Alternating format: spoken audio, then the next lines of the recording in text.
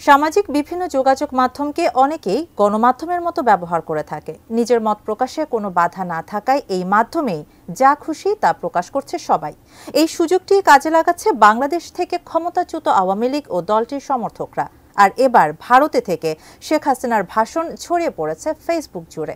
তবে আসলেই কি ভারত থেকে প্রথমবারের মতো ভাষণ দিয়েছেন সাবেক প্রধানমন্ত্রী শেখ হাসিনা? বিস্তারিত ইশতিয়াক হোসেনের প্রতিবেদনে। ৫ আগস্ট গণ অভ্যুত্থানের মাধ্যমে পতন ঘটে আওয়ামী লীগের ১৫ বছরের শাসনামলের।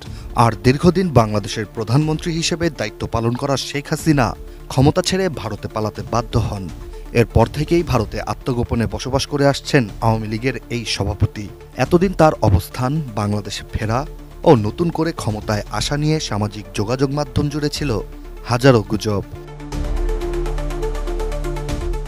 তবে এবার নতুন করে একটি ভিডিও সামাজিক যোগাযোগ মাধ্যমে ছড়িয়ে পড়েছে ৩০ জানুয়ারি, যার শিরোনামে লেখা ইন্ডিয়া থেকে শেখ হাসিনার ভাষণ। ভারতে পালানোর ৬ মাস পর শেখ হাসিনার এই ভিডিও নিয়ে এখন নতুন করে তৈরি হয়েছে আলোচনা। অনেকের মনেই প্রশ্ন, আসলেই কি এই ভিডিও শেখ হাসিনা ভারত থেকে করেছেন? প্রথম নজরে ভিডিওটি দেখে যে কারোরই মনে হতে পারে এটি আসল। তবে বর্তমানে প্রযুক্তির সাহায্যে সবকিছুই সম্ভব, তারই অন্যতম একটি উদাহরণ শেখ হাসিনার এই ভাষণ।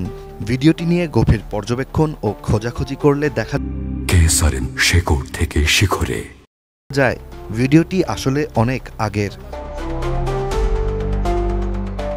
বাংলাদেশে একটি সংবাদ মাধ্যমের ইউটিউব চ্যানেলেই পুরনো ও আসল ভিডিওটি দেখা যায়। মূলত ২০২২ সালে এসএসএফ এর প্রতিষ্ঠা বার্ষিকী উপলক্ষে কথা বলেছিলেন সাবেক প্রধানমন্ত্রী শেখ হাসিনা, যেখানে বর্তমানে অন্তর্বর্তী সরকারের প্রধান উপদেষ্টা ডক্টর মোহাম্মদ ইউনূস ও পদ্মা সেতু বিষয়ে আলাপ করেছিলেন তিনি।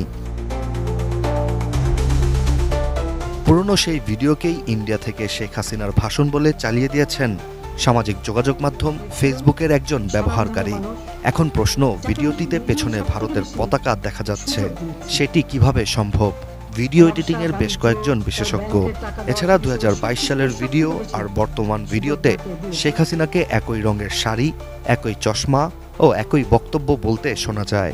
গ্রামীণ ব্যাংকের এমডি আইন অনুযায়ী ৬০ বছর বয়স পর্যন্ত এমডি থাকতে পারে। এদিকে ২০২২ সালের ওই অনুষ্ঠান ঘিরে বিভিন্ন জাতীয় পত্রিকাতেও ডক্টর ইউনূসকে নিয়ে সাবেক প্রধানমন্ত্রী শেখ হাসিনার করা মন্তব্য নিয়ে অনেক সংবাদ প্রচার হয়েছিল, যা সম্পূর্ণ নিশ্চিত করে যে ফেসবুকে ভাইরাল ইন্ডিয়া থেকে শেখ হাসিনার ভাষণ একটি গুজব ছাড়া কিছুই না। Ishtiaq Hossain, ATN news.